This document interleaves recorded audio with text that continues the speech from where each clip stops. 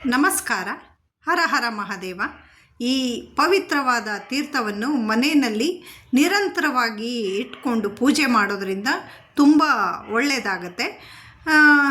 ಈ ತೀರ್ಥ ಯಾವುದಪ್ಪ ಅಂತ ಹೇಳಿದ್ರೆ, ಈ ಬಾರಿ ನಡೆದಂತಹ ಮಹಾಕುಂಭಮೇಳ ಪ್ರಯಾಗ್ರಾಜಿಂದ ನನ್ನ ಅತ್ಯಂತ ಆತ್ಮೀಯರು ಮತ್ತು ಗುರುಗಳು ಆದಂತಹ ವಿಮಲಾ ಅಂತ ಹೇಳಿಬಿಟ್ಟು ಅವರು ನನಗೆ ಈ ತೀರ್ಥವನ್ನು ಕೊರಿಯರ್ ಮೂಲಕ ಕಳಿಸಿದರು.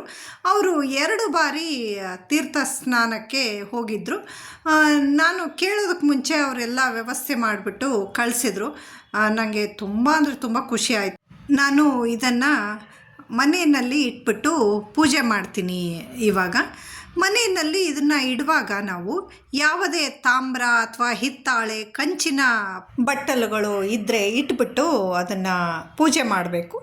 ಯಾವುದೇ ಧೂಳು ಎಲ್ಲ ಹೋಗದೇ ಇರಲಿ ಅಂತ ಹೇಳಿಬಿಟ್ಟು ಅದಕ್ಕೆ ಒಂದು ದೇವರ ಪೂಜೆಗೆ ಉಪಯೋಗಿಸ್ತೀವಲ್ಲ ಆ ಬಟ್ಟೆ, ಶುದ್ಧವಾದ ಹತ್ತಿ ಬಟ್ಟೆ ಅಥವಾ ಶುದ್ಧವಾದ ರೇಷ್ಮೆ ಬಟ್ಟೆಯನ್ನು ಅದಕ್ಕೆ ಕಟ್ಟಿಬಿಟ್ಟು ಉತ್ತರಾಭಿಮುಖವಾಗಿ ಅಥವಾ ಪೂರ್ವಾಭಿಮುಖವಾಗಿ ಇಡಬೇಕು.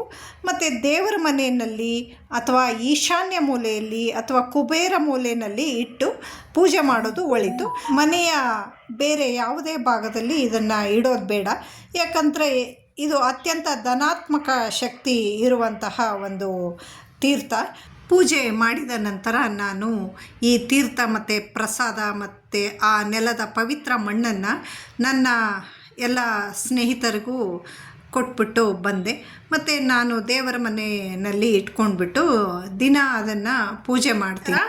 ಮುಂದಿನ ಪೂರ್ಣ ಕುಂಭಮೇಳ 2027ನೇ ಇಸ್ವಿ ಜುಲೈ 17ಕ್ಕೆ ಪ್ರಾರಂಭವಾಗಿ ಆಗಸ್ಟ್ 17ಕ್ಕೆ ಮುಗಿಯುತ್ತೆ. ಅದು ಮಹಾರಾಷ್ಟ್ರದ ನಾಸಿಕ್ಕಲ್ಲಿ ಇರುತ್ತೆ. ಹರ ಹರ ಮಹಾದೇವ. ಧನ್ಯವಾದಗಳು.